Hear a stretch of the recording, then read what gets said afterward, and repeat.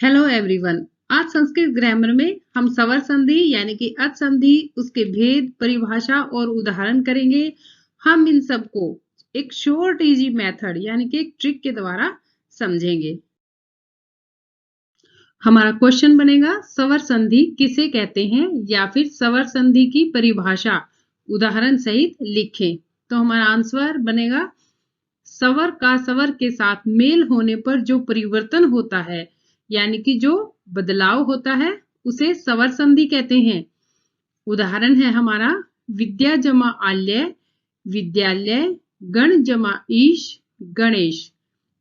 यहां ध्यान रखना बच्चों कि जमा के निशान से पहले और बाद में दोनों ही वर्ण जो है वो सवर होने चाहिए। यही हमारी सवर संधि की पहचान है। जैसे गण अ है, लास्ट में अणय के बाद जब हम इसका वर्ण विच्छेद करेंगे तो अ आएगा, अणय हलंत वाला हो जाएगा और पीछे अ जमा ई दोनों ही सवर होंगे। आगे हम इसको विस्तार से समझेंगे। संस्कृत में सवर संधि के 8 भेद हैं।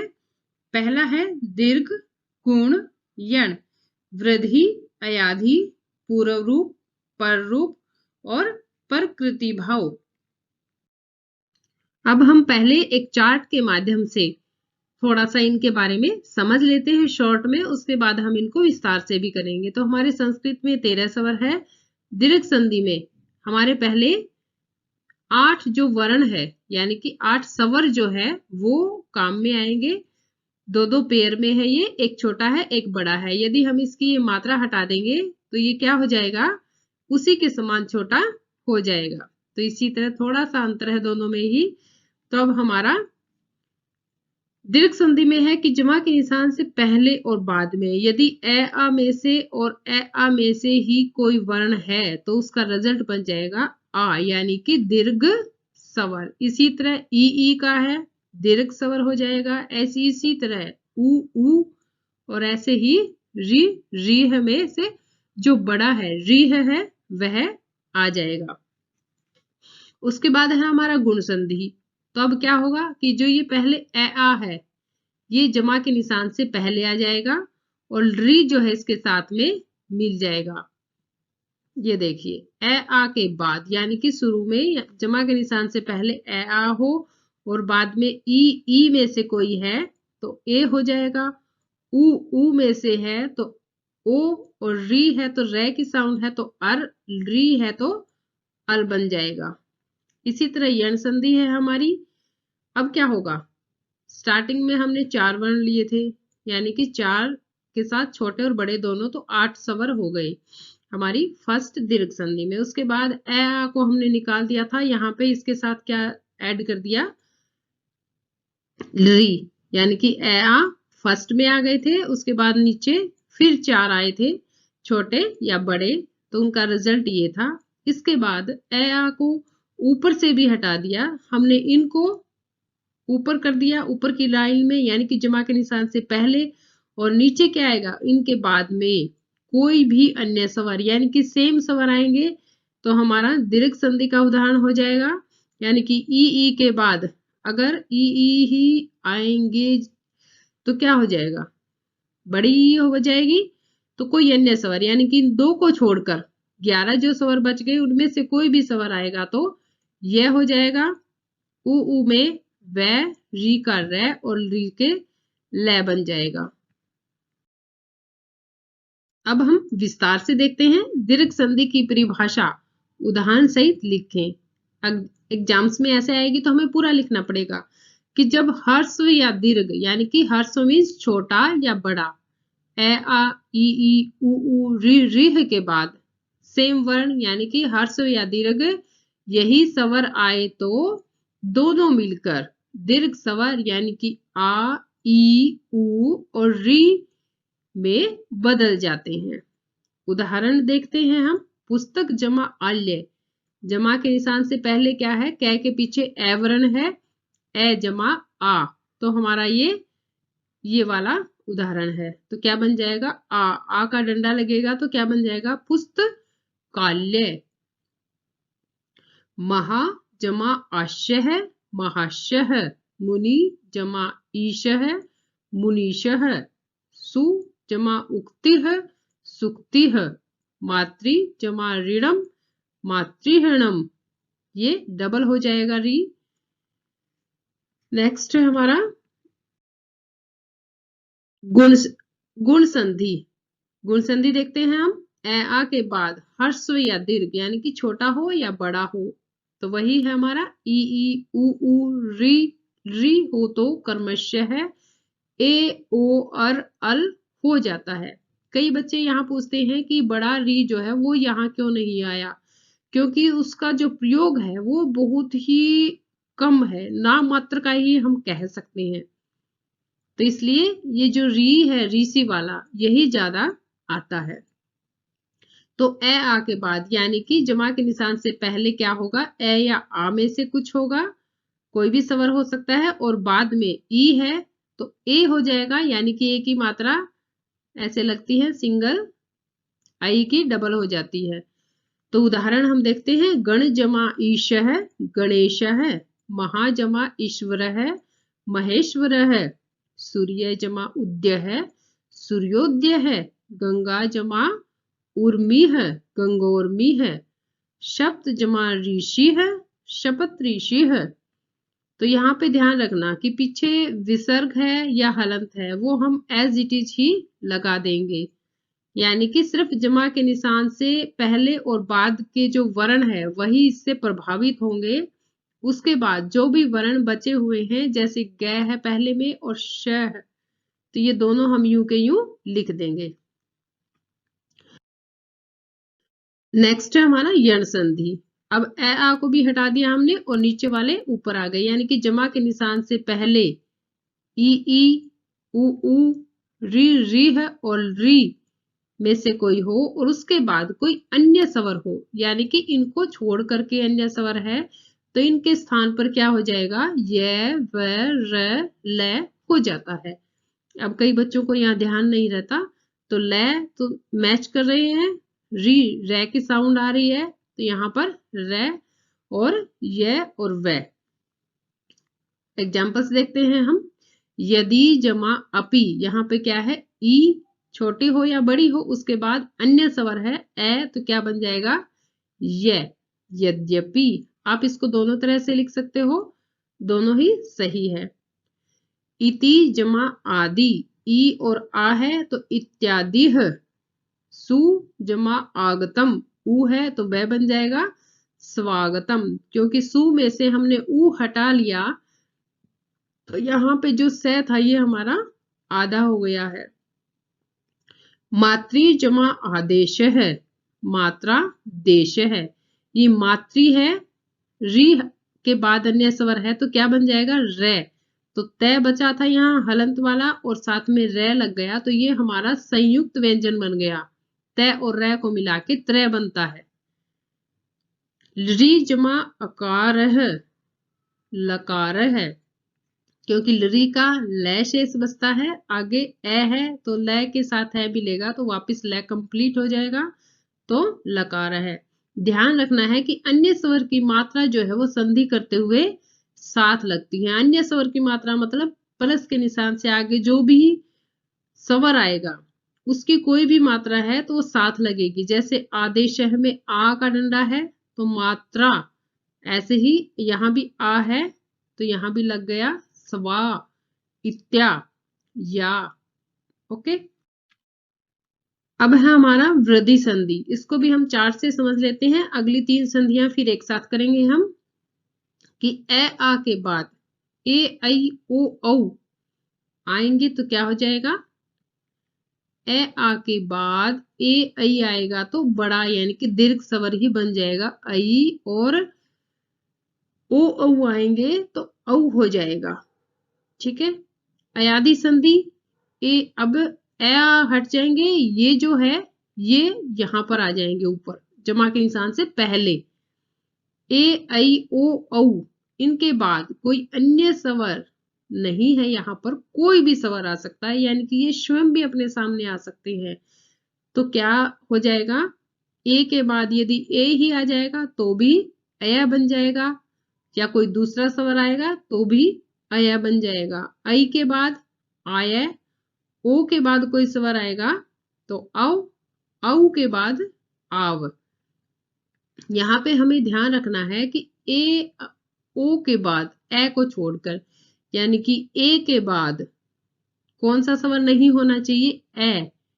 कौन सा?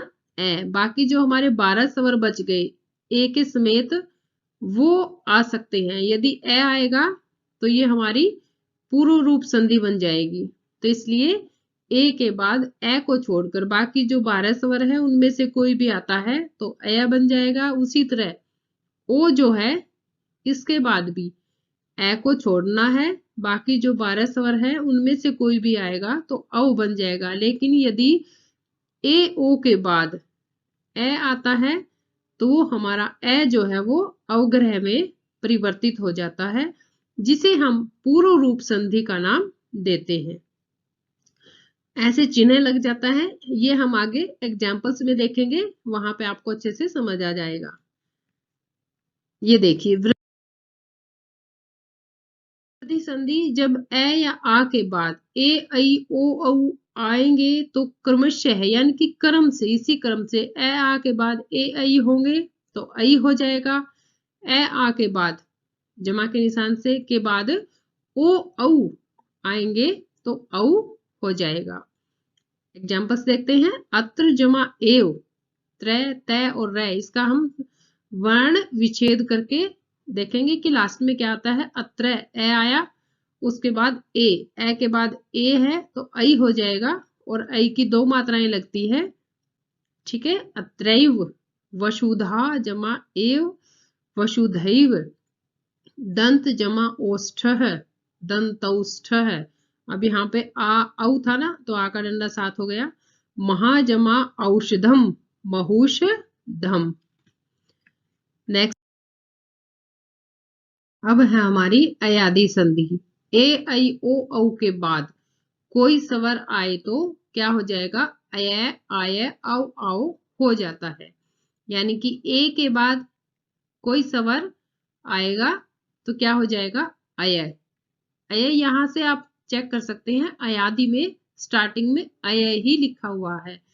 तो अय, ऐ के बाद कोई स्वर है तो आय, यानी कि एक डंडा इसके साथ एक्स्ट्रा लग जाएगा, आय हो जाएगा।